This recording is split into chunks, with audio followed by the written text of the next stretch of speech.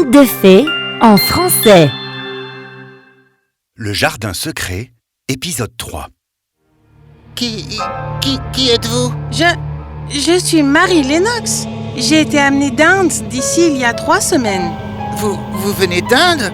Personne ne te l'a dit? Monsieur Archibald Craven est mon oncle et je suis venue vivre ici. Monsieur Craven est mon père. Bien que je sache qu'il ne supporte pas de me regarder. C'est un homme très gentil, Ouais, mais vous voyez, j'aurai le dos tordu et je vais bientôt mourir. Alors peut-être que ça lui fait trop mal de me regarder. Alors il est absent la plupart du temps. Et il ne vient me voir que lorsque je dors. Comment sais-tu que tu vas mourir? Et pourquoi personne ne m'a dit que tu étais ici? Les gens pensent que je ne sais pas, mais je les ai entendus parler. Ils ne vous ont pas parlé de moi parce que je ne veux pas que quelqu'un me voie. Je ne permettrai même pas à l'infirmière ou au docteur Craven de venir me voir, mais je suis tellement malade que je ne peux pas les empêcher de me voir. De quoi es-tu malade? Je vais me retrouver avec un dos tordu, c'est sûr, et ma tête et les courbatures presque tout le temps. Je ne peux même pas dormir. Qu'est-ce que vous fichez ici? Monsieur Colin, vous ne devriez pas vous fatiguer ainsi. Miss Lennox, vous devez partir immédiatement. Je veux que Marie reste. Maître Colin, vous devez dormir. Je crois que vous devez obéir à mes ordres. Je veux que Marie reste et vous pouvez tous partir. Parlez-moi de l'Inde. Marie et Colin parlèrent longtemps. Elle lui dit tout sur l'Inde. Et il écouta avec empressement et intérêt. La pluie continua à tomber plusieurs jours. Et Colin et Marie passèrent de plus en plus de temps ensemble. Une semaine entière passa. Et finalement, le matin suivant, le temps s'éclaircit. Aujourd'hui, Marie devait rejoindre Deacon au jardin. Elle prit son petit déjeuner avec Colin et là... Au revoir, Colin. Je te reverrai dans la soirée. Où est-ce que tu vas? Je vais rejoindre Deacon. Je t'ai parlé de lui. Bien que Marie ait parlé de Deacon à Colin, elle n'avait toutefois pas mentionné le jardin secret, car elle ne savait pas si elle pouvait lui faire confiance. Et elle n'avait pas l'intention de manquer Deacon, ou le jardin, juste pour tenir compagnie à Colin. Tu n'iras pas. Je ne te donne pas la permission. Je ne te demande pas ta permission. Si tu pars, je donnerai l'ordre qu'on te ramène. Et ils te traîneront ici s'il le faut, pour obéir à mes ordres. Ils me traîneront peut-être ici, mais ils ne pourront pas me forcer à te parler. Je resterai assise ici sans te dire un seul mot.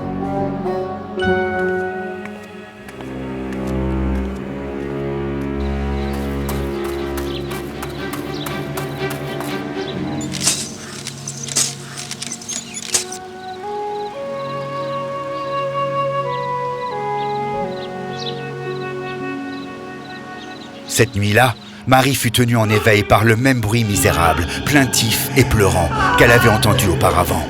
Ah, pour l'amour de Dieu! Qu'est-ce que c'est? S'il vous plaît!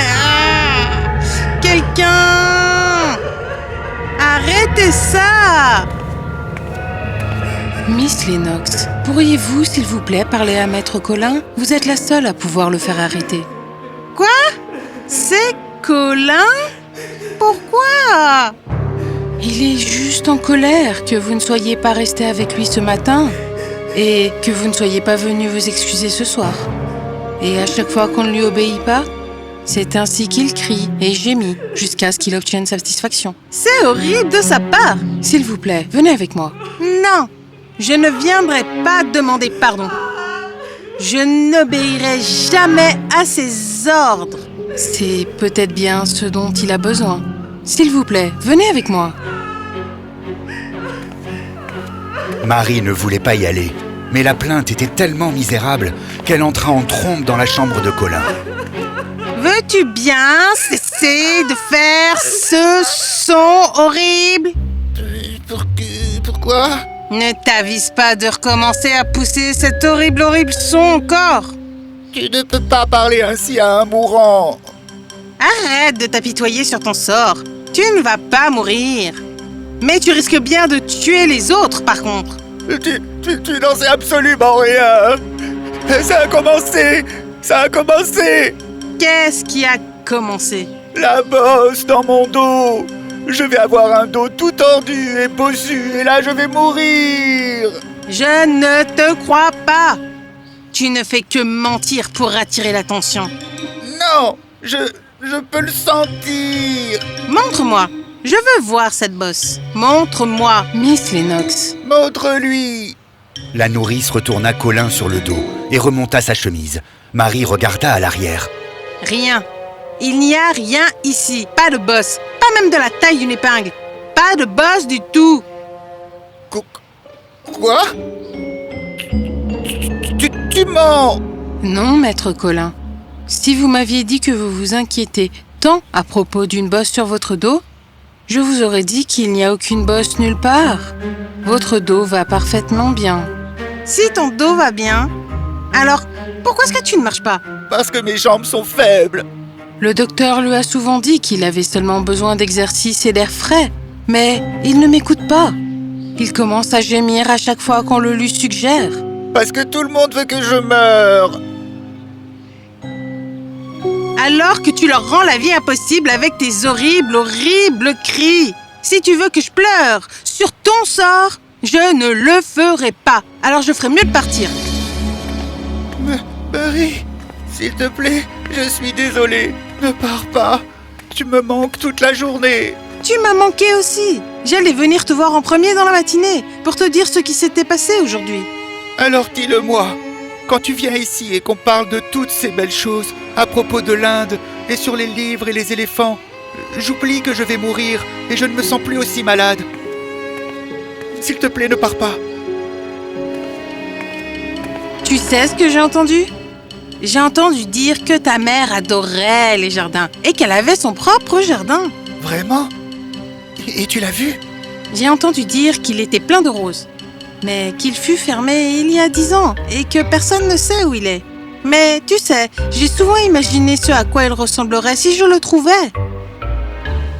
Peut-être un jour, un petit rouge-gorge descendra sur moi comme un petit ange et me mènera à la clé, enterrée profondément dans la terre. Et là, il me mènerait là où, caché derrière les lierres, il y aurait une porte secrète. Un jardin secret? Le jardin de ma mère? Notre jardin? Nous ne dirons jamais ce secret à qui que ce soit dans le monde. Promets-le-moi, Marie. Promets-moi que tu iras le chercher tous les jours et que tu me diras quand tu le trouveras. Je le ferai, promis. Raconte-moi à quoi ressemblerait ce jardin, Marie. Et les pensées de ce magnifique et magique jardin me feront dormir. Et là, je ne penserai plus à mourir, mais à rêver de la magie. Ce jardin serait rempli de roses et de jonquilles. Et des oiseaux de toutes les sortes. Alors que Marie parlait, Colin plongea dans un profond et paisible sommeil, empli de rêves de fleurs odorantes et de beaux jardins. Pendant que Colin dormait, Marie eut une idée. Le lendemain matin, elle courut voir Deacon et lui raconta tout. Lorsque Colin a des belles pensées, il n'a plus de mal à la tête. Il sourit et on dirait qu'il va même beaucoup mieux. Peut-être, si on lui parle du jardin secret et qu'on lit en hyène, sa tête serait remplie de tant de belles images de plantes qui poussent, de fruits et de fleurs qui éclosent, d'animaux et d'oiseaux chantants que Colin pourrait réellement aller le mieux. Il ne mourrait pas. C'est vraiment la meilleure idée du monde. Alors viens à la maison demain avec tes animaux et on pourra lui dire ensemble. Ce soir-là, Marie dit tout à Colin et Colin fut impatient de rencontrer Deacon. Demain matin, après le petit déjeuner, un garçon nommé Deacon va venir me voir avec un renard, 2 écureuils et un corbeau. Tu dois l'emmener directement dans ma chambre. Certainement, maître, selon vos désirs. Le matin suivant, Deacon arriva avec tous ses animaux. Il posa des écureuils sur les genoux de Colin. Colin n'avait jamais connu tant de tendresse dans sa vie. Ils parlèrent, ils rièrent, et là, Deacon et Marie lui racontèrent pour le jardin secret. Viens avec nous, Colin, s'il te plaît. Ça te ferait tellement bien. Je suis impatient d'aller au jardin, mais ça doit rester secret. Comment? Avec ma chaise roulante? Deacon est assez fort pour te pousser, ne t'inquiète pas. Alors, attendez.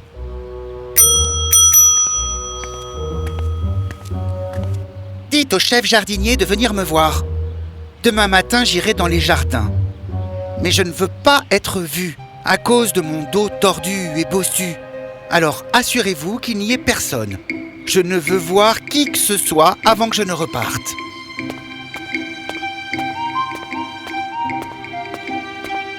Oui, monsieur. Et c'est donc ainsi que les enfants allèrent au jardin. Colin était submergé de joie, comme s'il était ensorcelé. C'était leur monde secret. Soudain, ils entendirent quelqu'un piauler derrière le mur. Qui est là? Ben, vous? Vous n'êtes pas supposé être là. Ce jardin a été fermé il y a 10 ans. Mais j'ai demandé... Qui est-ce? Voici Maître Colin Craven, le fils de Monsieur Craven. Mais j'ai entendu dire qu'il était à moitié invalide. Je ne suis pas invalide. Deacon, viens ici. Tu peux le faire. Tu peux le faire. Tu peux le faire. Colin se tint debout, droit et fier. Ben Weatherstaff était sous le choc. Il laissa les enfants entrer dans le jardin. Les médisances des gens. Ils m'ont dit que vous ne pouviez pas marcher et que vous étiez mourant. Je ne vais pas mourir. Et je vais vivre pour toujours. Et toujours et toujours. Pensez-vous que Colin a raison? Va-t-il aller mieux? Et quand?